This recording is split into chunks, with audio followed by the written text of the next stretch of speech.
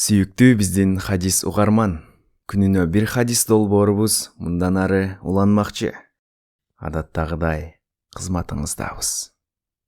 Намаз 67. Жабир бин Абдулла радиаллаху анхудан риваят. Пайгамбар саллаллаху алейхи вассалам айтат: Ким азанды укканда: Аллахумма рабба хазихи да'авати тамма вассалатил qaimah آتي محمد وصيلة والفضيلة وابعثه مقاما محمودا الذي وعده إنك لا تخلف الميعاد. Деп айтса, кыямат күнү менин шапаатым, колдоом ага важип, милдет болот. Жабир бин Абдулла радиаллаху анхудан риваят.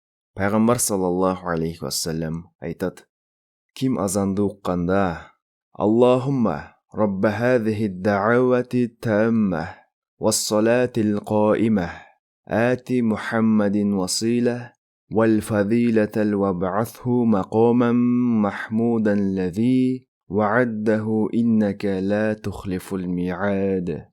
Деп айтса, кыямат күнү менин шапаатым, колдоом ага важип, милдет болот. Котормосу: О Аллам, бул толук даават, окулуучу намаздын роббиси. Мухаммад саллаллаху алейхи вассаламга василя жайын бер, фазилет бер. Аны макталынган, даңазалуу жайга жеткир. Аны өзүң убада кылгансың.